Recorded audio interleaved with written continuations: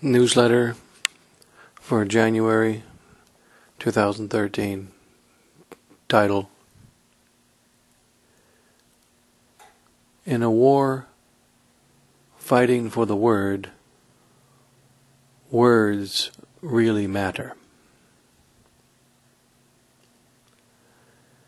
In one of the stories of the miracles of First Communion, there is a true story of a young man, who was a servant of the king and was despised by his fellow servants. One of the fellow servants put a false message from the king to the soldiers at the castle where the young man would go each day, and told the soldiers that the first man to come into the castle that morning must be killed. The young man who used to be the first one to come into the castle every morning. But this particular morning, he stopped by the church, went to Mass, and after Mass, he prayed an extra long thanksgiving. Not realizing the time, he had spent several hours in the church.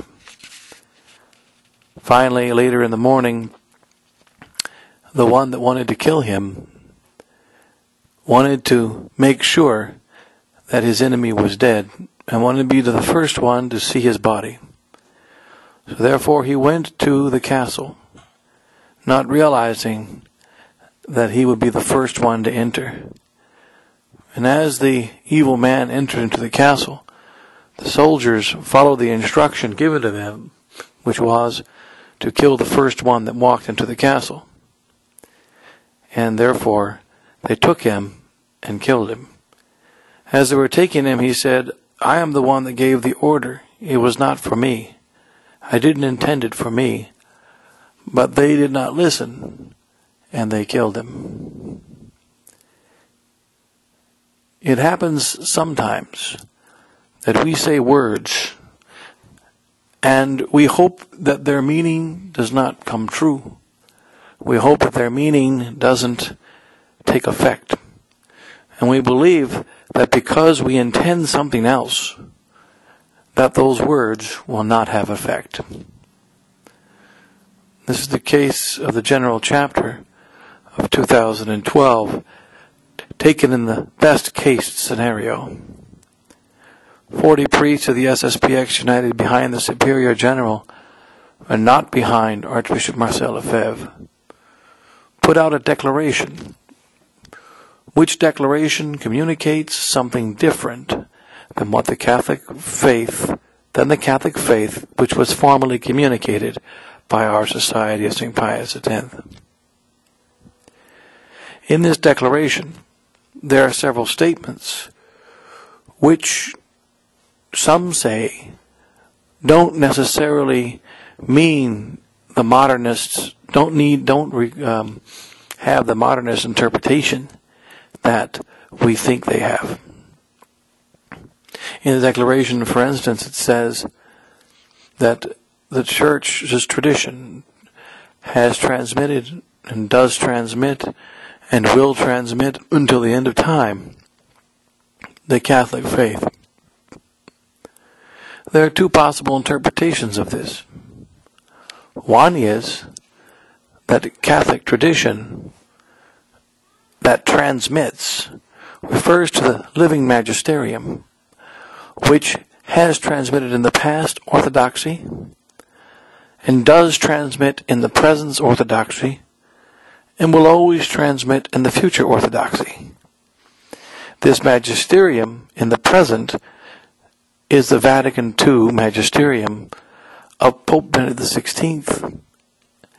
This magisterium, according to this interpretation, has transmitted, is transmitting, and will transmit the Catholic faith. Now we know that the magisterium of Pope Benedict XVI has not transmitted, is not transmitting, and shows no signs of transmitting clear Catholic doctrine. This statement, therefore, is false.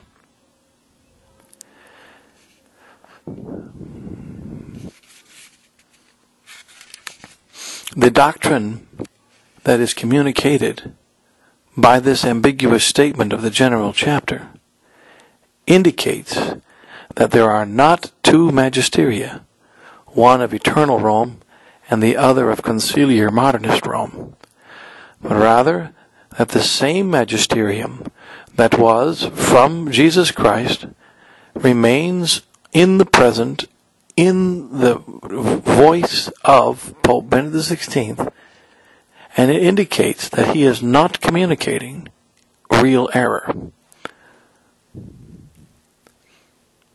This is false. It is contrary to the truth. It is not what we see, nor what we have taught as followers of Archbishop Marcel Lefebvre and Catholic tradition. The followers of Bishop Fellay claim this is not a false statement, because when we say that the tradition has transmitted and does transmit and will always transmit the Catholic faith, what we really mean to say is that only what the magisterium says, which is conformity with the truths of the past, is tradition transmitting. And what is not in conformity is not tradition, and therefore not transmitting. In other words, the statement which says one thing, they wish it to mean another. However, verba sunt ut sonant. We say in Latin, the words are as they sound, and not as they are intended to sound by the speaker, or as they are desired to be heard by the interior dispositions of the hearer. Rather, they are simply what they say, and what they say is what it means, and what it means is what happens.